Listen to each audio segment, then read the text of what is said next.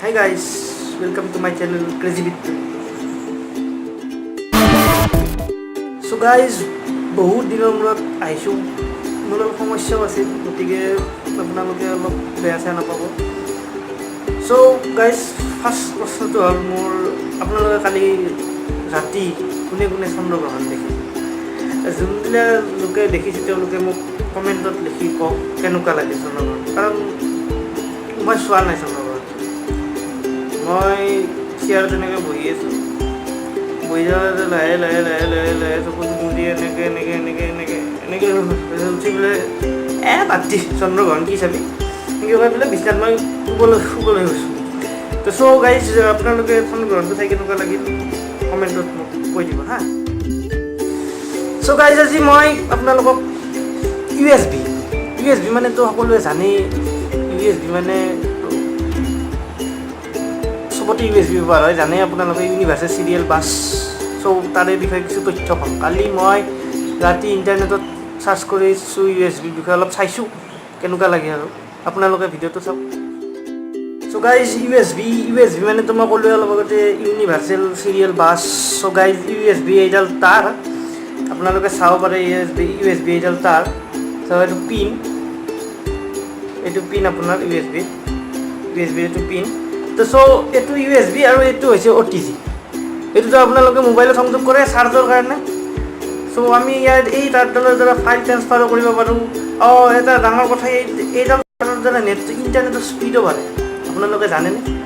যিসকলে জানে তেওঁলোকৰ কাৰণে ভাল, আৰু যিসকলে নাজানে তেওঁলোকে জানি লওক যে ইথাৰনেট নামৰ এটা আপোনালোকৰ যাৰ কম্পিউটাৰ বা ডেস্কটপ বা লেপটপ যিকোনো আছে আৰু থাকিলে তাতে ইউ এছ বি আপোনালোকে সংযোগ কৰি ইথাৰনেট কানেকশ্যনৰ দ্বাৰা আপোনালোকে নেটটো চলাব পাৰে, স্পীড পায়। এতিয়া চাওক, ইউ এছ বিৰ আপোনালোকৰ বহুত উপকাৰ আছে। ইউ এছ বি সাজিছিল আপোনাৰ অজয় ভাট নামৰ ইণ্ডিয়াৰে ব্যক্তি এজন। তেওঁ 1994 চনত 1994 আৱিষ্কাৰ কৰিছিল ইউ এছ বি।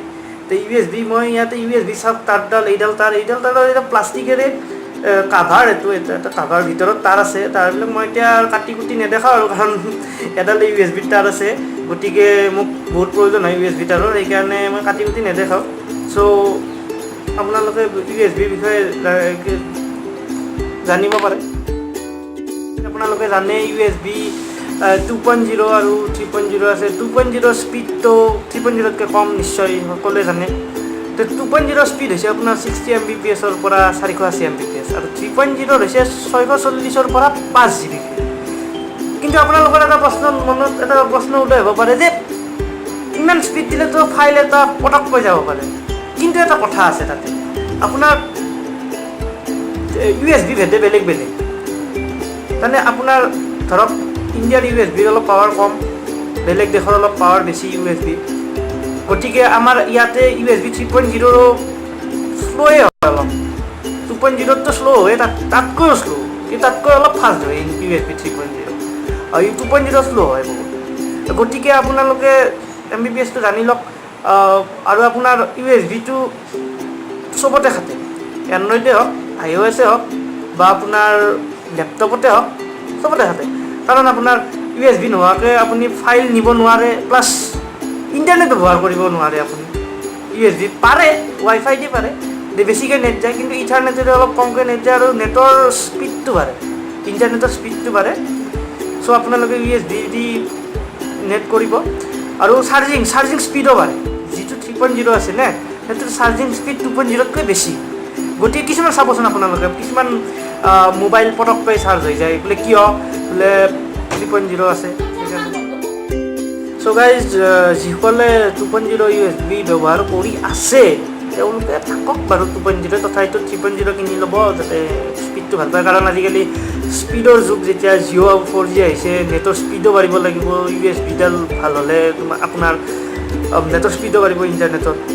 তে চাওক, আপোনাৰ নেটৰ স্পীডটো মেইনটেইন কৰে ইউ এছ বিৰ দ্বাৰা। যদি আপোনালোকে স্পীডটো অলপ পায় তেতিয়াহ'লে আপোনালোকৰে লাভ হয়।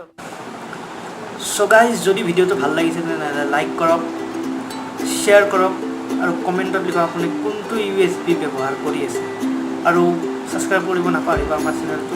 চ' গুড বাই।